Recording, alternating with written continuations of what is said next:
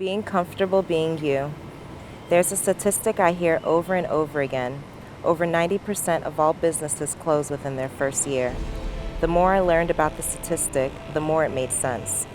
For in every industry, it's not just anyone who becomes successful, but the ones who do the things others refuse to. Like what I do isn't hard by any means. Still, I come across people who act as if it's high-risk brain surgery, when in fact, all it takes is consistency. As I write this to you, I am here in Bangkok, excited to see the sunrise. I could easily give you an excuse and not write this blog post. I don't share my soul with you because I'm forced to. I do this because I know, without a shadow of a doubt, if you want results in your home business, regardless of what it is, it's possible if you are willing to listen.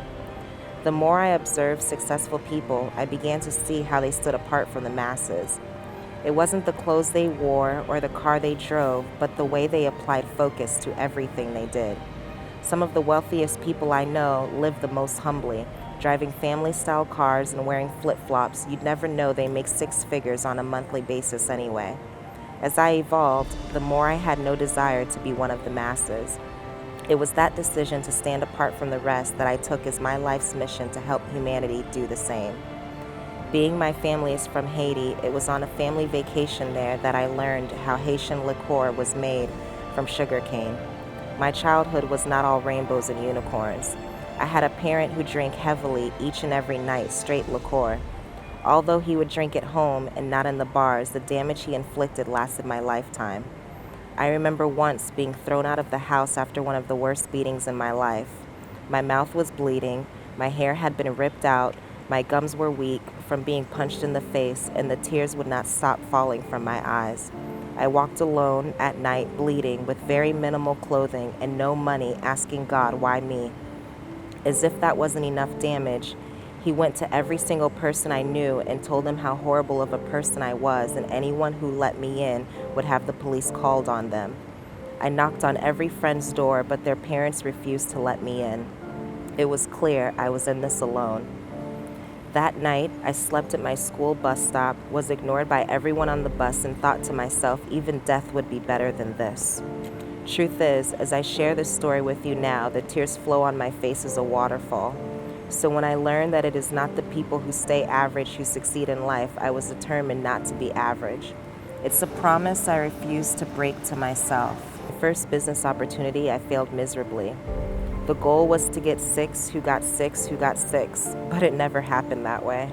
Although I didn't become a millionaire with that opportunity, I learned skills that I use even till this day. I'm very thankful for the life I've lived, all of it. Even when the sun seemed to shine on everyone else but me, it was because of those hard times that I developed the strength not to quit on myself. No one else would accomplish my dreams for me. I began seeking hidden knowledge. I began searching for truth. It was years ago when my boyfriend, now my husband, sat me down in his living room and we watched the movie The Secret. I wept like a baby and my heart chakra bursted wide open. This led my jump straight into the rabbit hole, and I learned more about the way our society was structured and why. I researched the truth of the foods we ate and their effect on our pineal gland.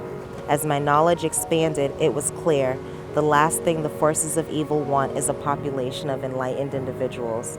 They designed alcoholic drinks that gave disease of the mind and body with plastic celebrities so the weak-minded would be influenced to follow in their steps. They developed cancer sticks in all flavors and styles to inflict the masses with a false sense of belonging. They constructed disease targeted to the major organs in the body and schemed a system where they would be at the mercy of their overpriced insurance. The more educated I became, the more I wanted out. You see, when I started to learn that the people who are successful in life are not bionic beings from another planet, I realized I could do this too.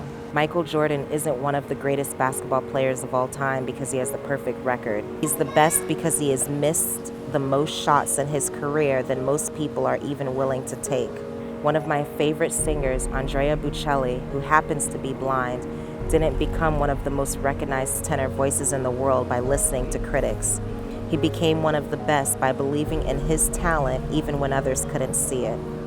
If there was one tip I could share with you that I know if you do this one thing, you will be as successful as you want to be, it would be to be comfortable with who you are as you are. I know. Some of you reading this are staring at the screen with a dumbfounded look on your face saying, yeah, right. Even though we have been conditioned to believe the life we want is not easy or attainable, the truth is, it is. Actually, it is very easy. I used to be ashamed of my existence. I would never share my experiences with others in the thoughts they would judge me. I was afraid to be just good old D around people because I thought if my own family mistreated me, how could I expect different from others? You know what, though? I was so wrong. And man, am I grateful I pushed through the struggles to learn that lesson. You see, it doesn't matter what happened yesterday. It doesn't matter what you thought of yourself in the past. What matters is how you see yourself today. If you can look in the mirror and find just a tad bit of faith in yourself, you can escape into freedom just as I have. It was the moment I said enough is enough, everything changed from that point on. When my mentor said to jump, I didn't ask when. I jumped further than I ever have.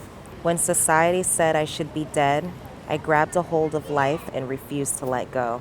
Are you like me? Do you refuse to be average? Are you ready to live life without barricades?